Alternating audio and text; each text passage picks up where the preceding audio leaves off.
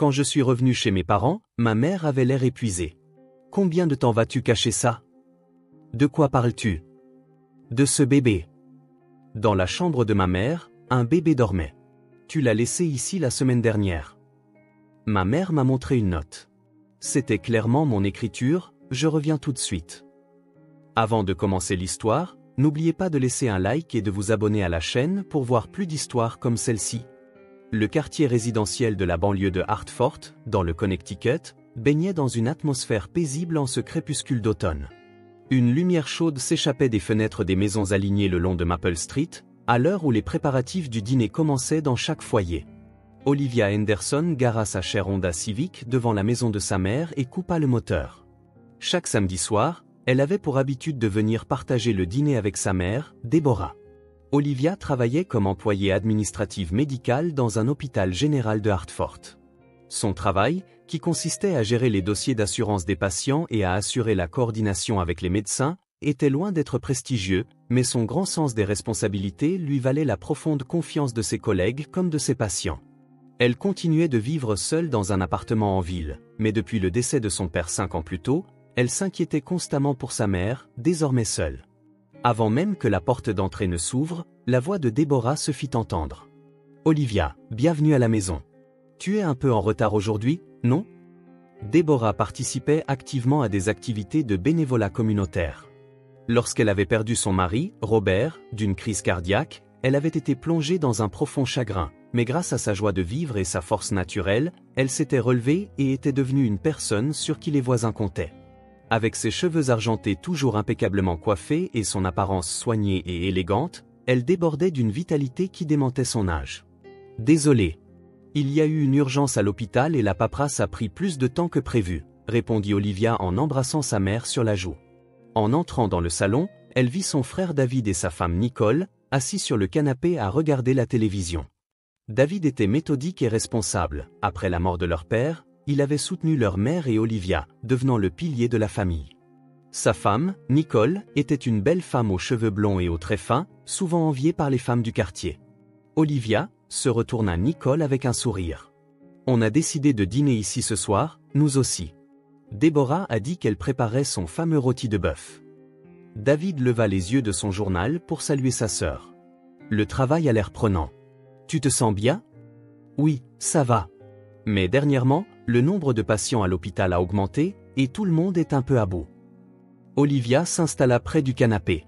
David et Nicole étaient mariés depuis 3 ans, mais n'avaient pas encore eu la chance d'avoir des enfants. Tous deux en désiraient ardemment, et Olivia savait qu'ils envisageaient des traitements de fertilité. Nicole, en particulier, semblait angoissée à l'idée d'être laissée pour compte alors que ses amies avaient des bébés les unes après les autres. La voix de Deborah retentit depuis la cuisine. « Tout le monde, le dîner sera bientôt prêt. David, pourrais-tu aller chercher une bouteille de vin rouge à la cave? » « Bien sûr, maman. » David se leva et se dirigea vers le sous-sol. Nicole se tourna vers Olivia et lui parla à voix basse. « Il y a quelque chose dans le comportement de Deborah qui m'inquiète ces derniers temps. L'autre jour, elle m'a raconté la même histoire 3 fois, et hier, elle a oublié le déjeuner que nous avions prévu. » Olivia fronça les sourcils. « Vraiment? Je n'avais rien remarqué de particulier. » David s'inquiète aussi. Il pense qu'elle devient peut-être plus distraite. On surveille la situation. David revint avec une bouteille de vin. « De quoi parliez-vous? De Deborah? » « Nous disions qu'elle semble un peu plus oublieuse ces derniers temps, » expliqua Nicole. « Je vois. J'ai eu la même impression. Mais la forcer à aller à l'hôpital ne serait pas une bonne chose, alors je pense qu'on devrait l'observer encore un peu. » David afficha une mine soucieuse. Olivia se sentait partagée. Elle était un peu surprise que son frère et sa belle-sœur aient remarqué quelque chose avant elle, qui voyait sa mère chaque semaine. Mais en même temps, elle était rassurée de savoir que toute la famille veillait sur elle. « Le dîner est prêt », lança la voix joyeuse de Deborah depuis la salle à manger. Tous les 4 se réunirent autour de la table et savourèrent un agréable repas centré sur le rôti de bœuf qui faisait la fierté de Deborah. La conversation, allant du travail aux événements du quartier en passant par les programmes télévisés, témoignait des liens familiaux profonds. Olivia ressentit une fois de plus le bonheur de faire partie de cette famille paisible et aimante. Cependant, en pensant à son voyage d'affaires qui commençait la semaine suivante, une pointe d'anxiété la saisit à l'idée de ne pas voir sa mère pendant une semaine entière. Lundi matin, Olivia chargeait sa valise dans le coffre de sa voiture. Elle devait s'absenter une semaine pour assister à un séminaire de formation sur l'administration médicale à Boston. Son travail à l'hôpital était prenant, normalement, elle n'avait pas le temps de participer à de telles formations. Mais sur la recommandation de son supérieur et considérant cela comme une bonne opportunité de développer ses compétences, elle avait décidé d'y aller. Avant de partir, elle appela sa mère. « Maman, je pars pour Boston. Je serai absente une semaine, mais s'il se passe quoi que ce soit, appelle-moi immédiatement. Tout ira bien, Olivia. Bonne chance pour ta formation. David et Nicole ont dit qu'ils passeraient me voir de temps en temps, alors ne t'inquiète pas. » La voix de Déborah était enjouée et semblait normale. « Je sais, mais si tu as le moindre souci, n'hésite pas à m'appeler. » Entendu. Fais bonne route. Olivia prit la direction de Boston. Tandis qu'elle roulait vers le nord sur l'autoroute, les pensées pour sa mère ne la quittaient pas. Les oublis mentionnés par Nicole la préoccupaient, mais comme sa voix au téléphone semblait aussi énergique que d'habitude, elle se dit qu'elle s'inquiétait peut-être pour rien. Une fois le séminaire commencé, Olivia se concentra sur l'acquisition de nouvelles connaissances. Le contenu était très pertinent pour son travail quotidien, abordant les changements des systèmes d'assurance maladie et les méthodes pour une gestion efficace des dossiers médicaux électroniques. Elle passait un moment enrichissant. Les échanges avec d'autres participants du même secteur étaient également stimulants, lui offrant des perspectives nouvelles qu'elle ne pouvait acquérir à son lieu de travail habituel. Mardi soir, depuis sa chambre d'hôtel, elle envoya un email à sa mère. « La formation se passe bien. Demain, il y a un exercice pratique. Comment vas-tu » Le lendemain matin, une réponse de Déborah était arrivée. « Je vais bien. Nicole doit venir aujourd'hui avec le déjeuner. Continue de bien travailler. » Olivia participa à la formation L'Esprit tranquille. Si Nicole s'occupait de sa mère, elle se disait qu'il n'y avait pas de quoi s'inquiéter. Sa belle-sœur pouvait parfois manquer de tact, mais elle était fondamentalement gentille et avait noué une bonne relation avec Déborah. Jeudi après-midi, pendant une pause, elle reçut un message de David. « Maman va bien. On a dîné ensemble hier soir, et elle était comme d'habitude. Comment se passe la formation ? C'est très instructif. Merci de veiller sur maman. » « Je suis soulagée, » répondit Olivia. Cependant, la situation changea le vendredi. Elle envoya son email matinal habituel à sa mère, mais ne reçut aucune réponse. Elle essaya de l'appeler pendant la pause déjeuner, mais tomba sur la messagerie vocale. « Maman, c'est Olivia. Tu vas bien ? Tu es peut-être sortie faire une course. Je rappellerai plus tard. » Elle n'arrivait pas à se concentrer pendant la conférence de l'après-midi, inquiète pour sa mère. Quand elle rappela le soir, toujours pas de réponse. Préoccupée, elle contacta David. « David, je n'arrive pas à joindre maman. Comment va-t-elle ? » « Vraiment ? Je ne l'ai pas vue aujourd'hui, mais elle semblait normale jusqu'à hier. J'ai été très pris par le travail et je ne l'ai pas contactée. Je vais aller voir tout de suite. » Une heure plus tard, David la recontacta. Elle était à la maison. La batterie de son téléphone était simplement à plat. Elle avait oublié de le charger, mais elle avait l'air un peu fatiguée. « Je vois. Mais je suis contente qu'elle soit en sécurité. Je rentre demain, alors s'il te plaît, occupe-toi de tout jusque-là. » Samedi matin, elle arriva au dernier jour du séminaire. Après la cérémonie de clôture, en recevant son certificat, Olivia était satisfaite des résultats de la semaine. Elle avait acquis de nouvelles connaissances et compétences, et avait plusieurs idées pour améliorer le fonctionnement de son service. Avant de prendre la route de Boston, elle appela sa mère. Cependant, le téléphone sonna dans le vide. Se souvenant de ce que David avait dit la veille à propos de la batterie, elle supposa qu'elle était de nouveau déchargée. Pendant le trajet vers Hartford, Olivia repensait à la semaine écoulée. Elle avait beaucoup appris, mais être loin de sa famille était angoissant, surtout compte tenu de l'âge de sa mère. Les longs moments qu'elle passait seule l'inquiétaient. Même si David et Nicole veillaient sur elle, elle était du genre à ne pas être tranquille tant qu'elle n'avait pas constaté les choses de ses propres yeux. Vers 15 heures, lors d'une pause sur une aire de repos, elle essaya de nouveau d'appeler sa mère. Cette fois encore, elle tomba sur la messagerie. « Maman, je serai bientôt à la maison, attends-moi », laissa-t-elle comme message. L'anxiété grandissant, Olivia se hâta de rentrer.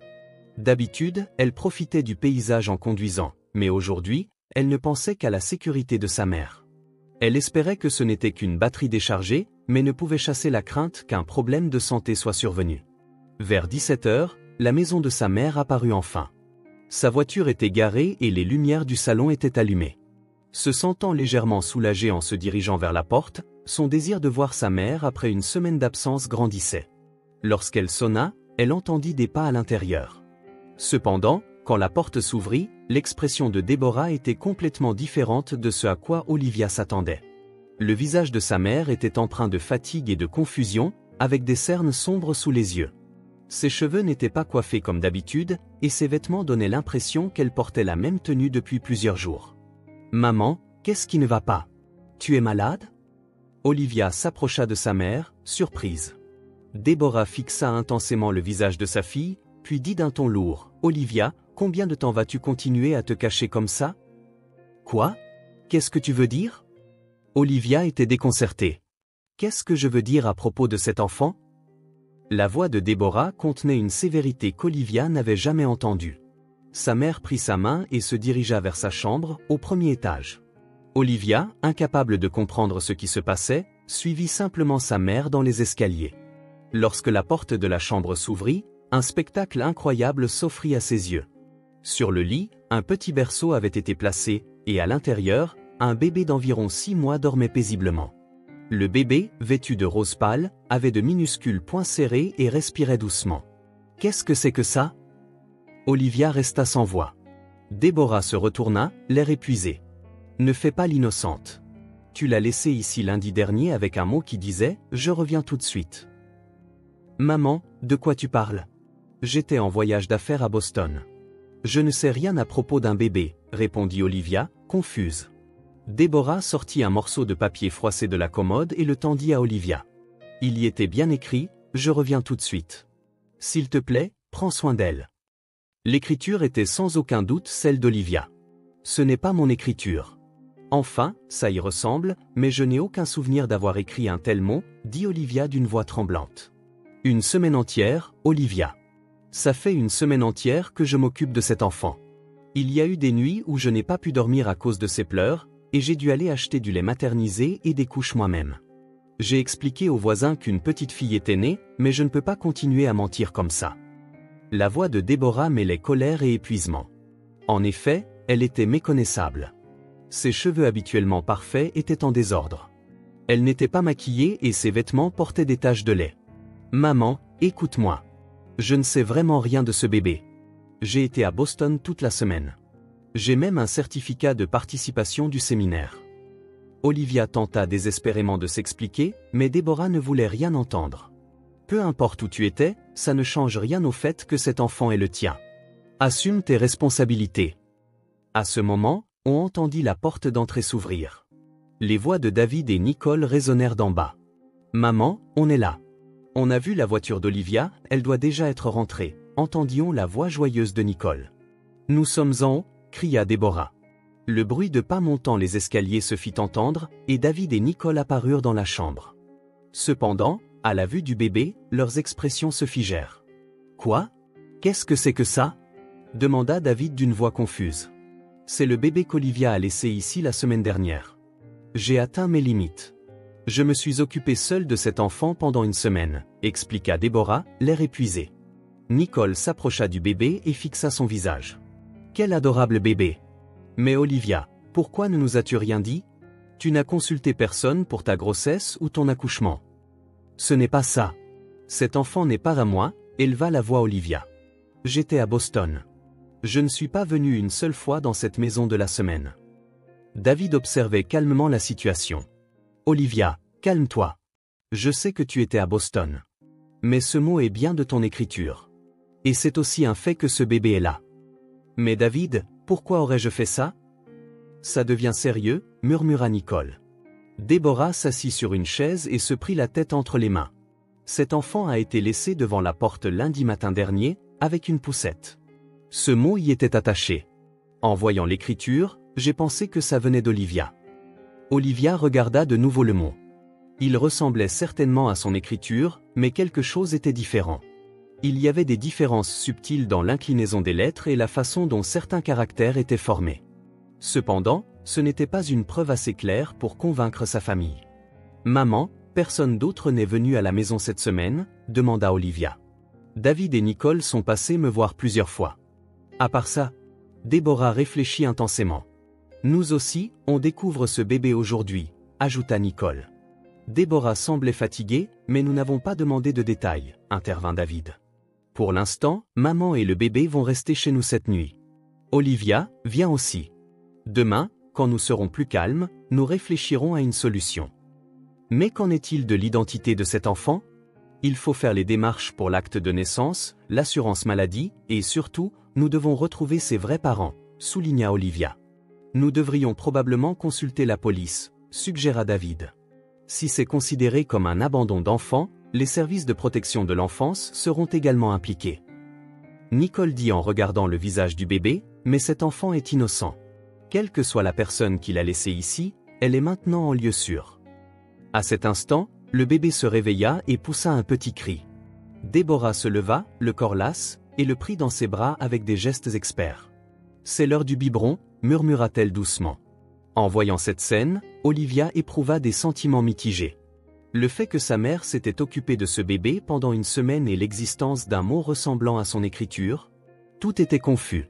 Mais une chose était claire, ce bébé avait besoin de soins affectueux. Et à cet instant précis, quelqu'un devait assumer cette responsabilité. « Pour cette nuit, je m'occuperai de maman et de cet enfant », dit Olivia avec détermination. « Demain, menons une enquête en bonne et due forme. Nous devons retrouver les vrais parents de cet enfant. » David et Nicole se regardèrent.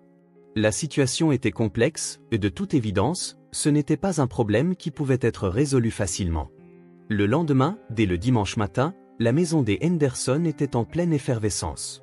David était déjà debout, passant des appels au poste de police local et au département de l'enfance et de la famille du Connecticut. Olivia, tout en s'occupant de sa mère et du bébé, rassemblait les documents qui prouveraient son voyage d'affaires à Boston. « La police viendra à 10 heures, annonça David en revenant dans la cuisine. Un agent des services de protection de l'enfance est également attendu à la même heure. Nicole, en donnant le biberon au bébé, dit « Cet enfant est vraiment mignon. Qui pourrait abandonner une si petite vie ?» À 10 heures précises, 2 policiers en uniforme et un travailleur social des services de protection de l'enfance arrivèrent chez Déborah. La situation fut expliquée dans le salon, et le mot problématique fut photographié comme preuve. « Nous devrons effectuer une analyse graphologique », déclara le policier le plus âgé. « Mademoiselle Olivia, pourriez-vous écrire la même phrase plusieurs fois ?» Olivia écrivit « Je reviens tout de suite. S'il te plaît, prends soin d'elle » à plusieurs reprises, comme on le lui avait demandé. Le policier compara les 2 écritures en penchant la tête. « C'est certainement similaire, mais il y a des différences subtiles. Nous aurons besoin d'une analyse détaillée par un expert. » Le travailleur social vérifia l'état de santé du bébé. L'état nutritionnel est bon et elle a été maintenue propre. « Madame Déborah, vous avez vraiment fait un travail formidable cette semaine. Nous effectuerons également un test ADN, poursuivit le policier.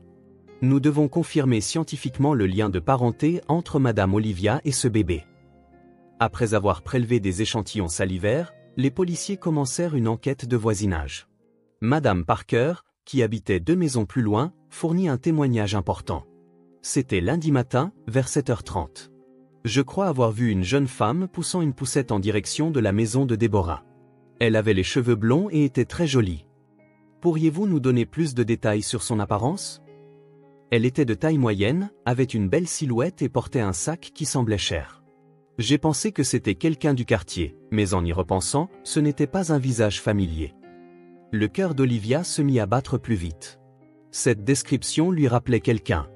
Le policier continua d'interroger. Est-elle venue en voiture ? Oui, c'était une voiture blanche. Je crois que c'était un SUV.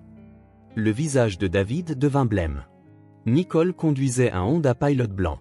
Dans l'après-midi, la police lança une enquête approfondie. Lorsqu'ils demandèrent l'autorisation de vérifier les registres de communication du smartphone de Nicole, son attitude changea brusquement. « Pourquoi avez-vous besoin de vérifier mon téléphone ? Je n'ai rien fait de mal. » Madame, c'est la procédure standard. Nous vérifions simplement les activités de tous les membres de la famille, répondit calmement le policier. Cependant, Nicole refusa obstinément. David, s'interrogeant sur son attitude, confronta sa femme. « Nicole, pourquoi es-tu si réticente ? Y a-t-il quelque chose que tu caches ? » Je ne cache rien. C'est juste une question de vie privée. Cette nuit-là, David observa attentivement le comportement de sa femme. Nicole semblait agitée, vérifiant fréquemment son smartphone. Tard dans la nuit, alors qu'elle était dans la salle de bain, David vérifia le téléphone de sa femme. Ce qu'il y découvrit était choquant. Il y avait de nombreux messages avec un homme nommé Marcus. Le contenu indiquait clairement une relation adultère. Plus important encore, il y avait des échanges datant de lundi matin dernier. J'ai exécuté le plan comme convenu. Ça a pris du temps d'imiter l'écriture d'Olivia, mais je pense que ça a bien fonctionné. Tu es vraiment intelligente. Ça nous fait gagner du temps. Mes préparatifs sont presque terminés aussi. Mais je ne sais pas combien de temps Déborah gardera le silence. Je veux que tu prennes une décision bientôt. Ne t'inquiète pas. Je viendrai vous chercher, toi et l'enfant, ce week-end. C'est le début de notre nouvelle vie. David lut les messages, les mains tremblantes. Toute l'étendue du plan se dévoila peu à peu. Nicole avait eu un enfant avec son amant, pour cacher ce fait, tentait de faire accuser Olivia. Le lendemain matin, David fit des captures d'écran des preuves et contacta la police. Alors que Nicole préparait le petit déjeuner, les policiers revinrent à la maison. Madame Nicole Henderson, nous vous demandons de nous accompagner volontairement pour suspicion de fraude et d'abandon d'enfants. Nicole devint blême. De quoi parlez-vous? Je n'ai rien fait. Nous avons confirmé les registres de communication de votre smartphone. Votre relation adultère avec un homme nommé Marcus Johnson, le fait qu'il soit le père du bébé, et les échanges sur la planification de cet incident ont tous été découverts. Nicole s'effondra sur une chaise. Elle ne pouvait plus nier. Je voulais juste un enfant, dit-elle en pleurant. Mais David et moi n'arrivions pas à en avoir. La relation avec Marcus n'était au début qu'une recherche de réconfort. Quand je suis tombée enceinte, je ne savais plus quoi faire. David fixa sa femme avec incrédulité. Pourquoi ne me l'as-tu pas dit honnêtement? Pourquoi as-tu impliqué Olivia? J'avais peur que tu m'abandonnes. Et Marcus avait dit qu'il assumerait ses responsabilités au début, mais quand l'enfant est né, il est devenu évasif. Je pensais que Déborah s'en occuperait temporairement. Quand j'ai appris qu'Olivia était en voyage d'affaires, j'ai cru que c'était ma chance. Déborah demanda d'une voix tremblante, « Comment as-tu fait pour l'écriture ?» Je me suis entraînée de nombreuses fois. J'ai utilisé des listes de courses qu'Olivia avait écrites et des cartes qu'elle nous avait données comme modèle. Ce n'était pas parfait, mais je pensais pouvoir faire croire que ça avait été écrit dans un état de panique. Le policier passa les menottes à Nicole. Nous enquêtons actuellement sur la localisation de monsieur Marcus Johnson également. David resta figé. 3 ans de vie conjugale, le désir d'enfant. Tout cela n'était-il qu'un mensonge? Il ne trouvait pas les mots. Olivia s'approcha de sa mère et passa son bras autour de ses épaules. « Maman, c'est fini maintenant. On connaît la vérité. » « Je suis désolée, Olivia, dit Déborah en pleurant. Je t'ai soupçonné. Je suis vraiment désolée. Ce n'est rien, maman. Tu n'as rien fait de mal. Merci d'avoir protégé et pris soin de cet enfant si précieusement cette semaine. Ce soir-là, le travailleur social revint pour discuter de l'avenir du bébé. Marcus Johnson était introuvable et il était clair qu'il se dérobait à ses responsabilités de père. Nicole était également en garde à vue et incapable de s'occuper de l'enfant. Nous allons recourir au système de famille d'accueil ou chercher une famille souhaitant adopter, expliqua l'agent. Olivia regarda le visage endormi du bébé en pensant, cette petite vie n'y est pour rien. Et en voyant les soins affectueux que sa mère avait prodigués cette semaine, elle réalisa que la famille n'était pas seulement une question de lien du sang. 3 mois passèrent. La médiation pour le divorce devant le tribunal de la famille du Connecticut fut plus complexe et longue que prévu. Nicole, inculpée pour fraude et abandon d'enfants, fut libérée sous caution, mais son état psychologique était gravement atteint. Marcus Johnson fut finalement retrouvé en Californie, mais refusa complètement ses responsabilités de père, et le versement de la pension alimentaire devint également une bataille juridique. Au début, David éprouvait des sentiments complexes envers sa sœur Olivia. Logiquement, il comprenait qu'elle était innocente. Mais émotionnellement, en tant que partie de la trahison de sa femme, il y avait des moments où il avait du mal à accepter même la présence d'Olivia. « Qu'est-ce que je suis censé croire ?» et explosa un jour David de colère envers Olivia. « Pendant 3 ans, j'ai cru que j'aimais Nicole. Je croyais aussi que notre désir d'enfant était réel. Mais tout était un mensonge. » Tout en comprenant la douleur de son frère, Olivia répondit calmement, « David, ce que Nicole a fait est impardonnable, mais c'est distinct de tes sentiments. L'amour que tu ressentais pour elle était réel, et ton désir d'enfant était sincère. C'est toi qui as été trahi. Avec le temps, David commença progressivement à accepter la réalité, et il réalisa la valeur d'une famille unie pour se soutenir mutuellement dans cette épreuve. Pendant ce temps, Déborah était tourmentée par la culpabilité. Même si cela n'avait duré qu'une semaine, elle était troublée par l'affection profonde qu'elle avait ressentie en s'occupant du bébé. « Quelle grand-mère terrible je suis », confessa Déborah en larmes à Olivia un soir. Cet enfant était le fruit de l'adultère de Nicole. Pourtant, je ne peux pas me pardonner d'avoir ressenti de l'amour pour elle. Maman, c'est naturel, dit Olivia en tenant la main de sa mère. Le bébé n'y est pour rien. Le fait que tu aies ressenti de l'affection pour cet enfant montre ta bonté. 6 mois plus tard, la situation avait considérablement changé. Le divorce fut officiellement prononcé et Nicole reçut une peine avec sursis.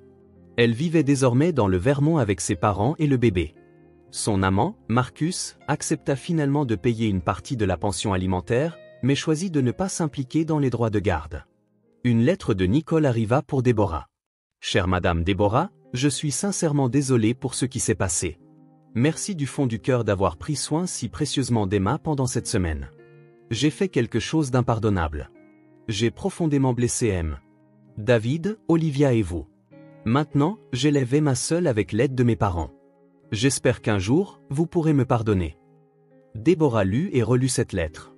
Elle ressentait plus de pitié que de haine. Olivia continua de travailler tout en rendant visite à sa mère 2 fois par semaine. Après le divorce, David commença également à venir plus souvent à la maison familiale, et le lien entre eux trois se resserra plus qu'avant. Un dimanche après le dîner, ils étaient tous les 3 dans le salon à boire du café et à discuter. « Ça fait 1 an depuis cet incident, » murmura Olivia. « Oui, » répondit Déborah. « Au début, j'ai craint que la famille ne s'effondre. Mais maintenant, j'ai l'impression que nos liens se sont approfondis. » David dit en regardant par la fenêtre, « On a appris que les liens du sang ne suffisent pas à faire une famille, et qu'en avoir ne garantit pas de rester une famille. Une vraie famille, ce sont des relations où l'on prend soin les uns des autres et où l'on se soutient, » poursuivit Olivia. Déborah sourit en regardant ses 2 enfants. « Vous avoir tous les 2 ici me rend vraiment heureuse. Je suis reconnaissante que nous ayons surmonté cette période difficile et que nous puissions être ensemble comme ça maintenant. » Ce soir-là, en rentrant à son appartement, Olivia pensa que les événements de l'année écoulée avaient certainement imposé de grandes épreuves à sa famille. Cependant, à travers ces épreuves, ils avaient compris le vrai sens de la famille et s'étaient liés par des liens plus profonds. Ils avaient appris par eux-mêmes que les relations fondées sur l'amour et la confiance, plus que le simple fait des liens du sang, constituent la véritable forme de la famille. Loin de là, dans le Vermont, Nicole tenait Emma, âgée d'1 an, dans ses bras et contemplait silencieusement l'avenir. Ses erreurs n'étaient peut-être pas pardonnables, mais elle était déterminée à mener une nouvelle vie pour le bien de son enfant. Et de temps en temps, elle se souvenait de Déborah, qui avait pris soin d'Emma avec tant d'amour pendant cette semaine, et gardait au fond de son cœur un sentiment de gratitude.